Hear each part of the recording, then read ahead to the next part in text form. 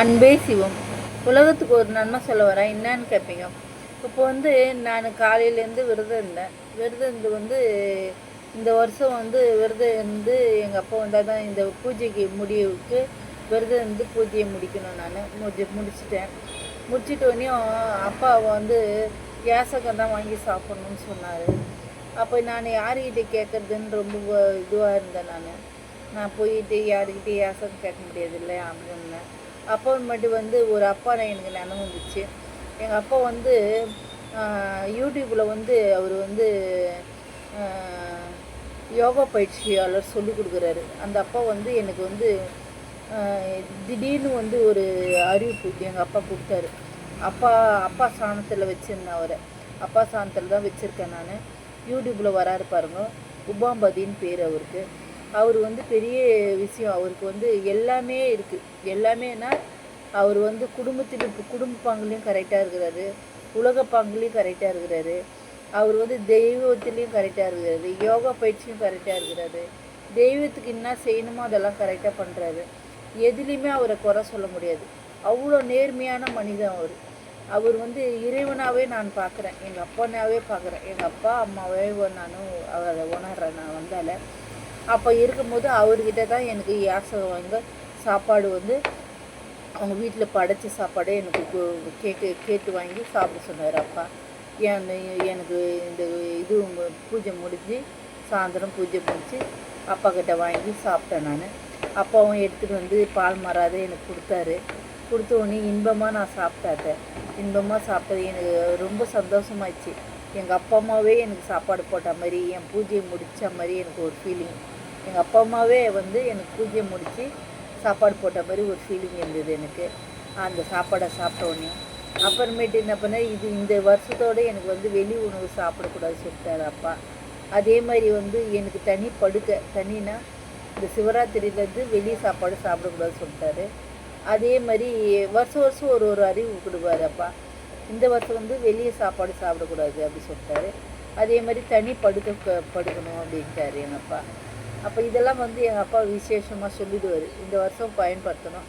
அதே மாதிரி எனக்குள்ளே ஒரு என்னவோ வந்திருக்கு. எனக்கு தெரியுது அது என்னவோ ஒரு விசேஷம் வந்திருக்கு. அது இப்போ நான் சொல்ல முடியாது.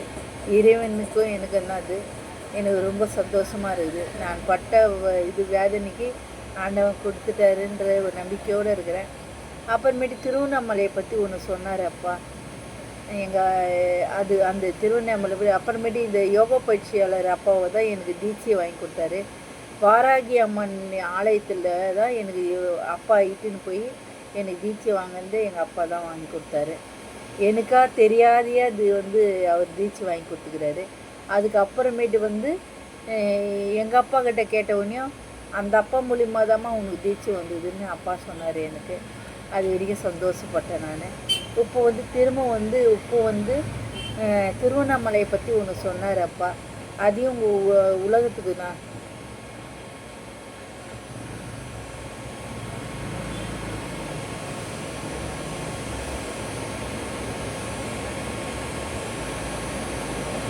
அது உலகத்துக்கு சொல்லிடணுன்றது எனக்கு ஒரு இது. அதையும் சொல்லிடுறேன். இப்போ 3 பேர்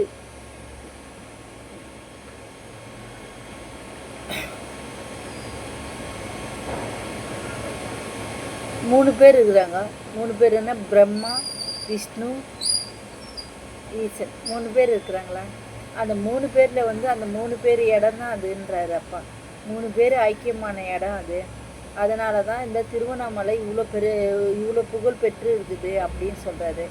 அப்போ இது பிரம்மா தவறுகள் செஞ்சதுனால பிரம்மாவுக்கு ஒரு ஆலயம் இல்லைன்னு சொன்ன மாதிரி இந்த உடல் தேவையில்லாத பொருளாக மாறிடுச்சு.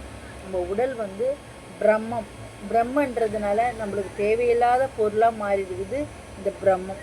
அடுத்தது நம்ம உலகத்துக்கு நன்மை செஞ்சால் நம்ம விஷ்ணுனா அடுத்த பொருளும் நம்மளுக்கு சம்பாதிச்ச பொருளுங்களை அடுத்தவங்களுக்கு தானம் தர்மம் பண்ணும் போது விஷ்ணு நமக்குள்ளே விஷ்ணு உலகத்துக்கு நன்மை செஞ்சுட்டோம் நம்ம அப்படின்னு விஷ்ணு நம்ம நன்மை செய்யும் போது நம்மளுக்கு கருடம் பறக்கும். அப்போ விஷ்ணு நம்மளுக்குள்ளே வராருன்னு அர்த்தம். மூணாவது வந்து ஒளி. ஒளி வந்து நம்ம ஒளிக்குள்ளே ஐக்கியமானா நம்ம சித்தராக மாறிடலாம், இல்லை இறைவனுக்குள்ளே போயிடலாம் அப்படின்னு எங்கள் அப்பா வந்து ஈசனே சொல்கிறாருன்னு எங்கள் அப்பா சொல்கிறாரு. இதில் வந்து ஒன்று வந்து அழிஞ்ச போகிற பொருள், அது தேவையில்லாத பொருள். அதான் ஆலயம் கிடையாதுன்னு சொல்லும் போது அது வந்து ஆலயம் வந்து நம்ம உடம்பு தான் ஆலயம். அந்த ஆலயத்துக்கு எதுவுமே யூஸ் இல்லை. அப்போ வந்து நம்ம தர்மங்கள் செய்யும் போது நம்ம யூஸ் ஆகிற பொருளாயிரும். அதுதான் விஷ்ணுவை நம்ம வந்து அந்த தர்மங்கள் செய்யும் போது நம்ம மேலே வந்து கருடம் பறக்குது. அப்போ கருடம் பறக்கும் போது தான் நம்ம தான தர்மம் செஞ்சது தெரியுது உலகத்துக்கு. அதே மாதிரி தான் எங்கள் அப்பங்குள்ளே போகும்போது நம்ம வந்து இறைவனை நாடி ஒளியாக மாறி போகும்போது தான் இந்த தீப ஒளி வருது. இப்போ திருவண்ணாமலைக்கு அர்த்தம் என்ன சொல்கிறாருன்னா, நம்ம சுற்றி வர்றது, நம்ம வந்து சுற்றி வர்றது கிரின்றாரு. கிரினா விஷ்ணு. அது வந்து இறைவன் வந்து ஒளியாக மாறி வருஷத்துக்கு ஒரு நாள் சித்தருங்களுக்கு வழி காட்டுறது தான் இந்த தீபம் அப்படின்ட்டு எங்கள் அப்பா சொல்கிறாரு. அதை தான் வந்து இவ்வளோ பிரதமாக நம்ம வந்து கொண்டாடுறோம். அந்த தீப ஒளி வந்து சித்தருங்களுக்கெல்லாம் ஒளி காட்டுற வழியாக அவர் அமைக்கிறாரு. அதை வந்து நான் உணர்றதுனால உங்களுக்கு சொல்கிறேன். அதை ஏற்றுக்கிறதும் ஏற்றுக்காததும் உங்கள் இஷ்டம். அன்பே செய்வோம், நல்லதே செய்வோம், நலமுடன் இருக்கும். சித்தர் ஆலயம் போவோம், இறைவன் ஆலயம் செய்வோம்.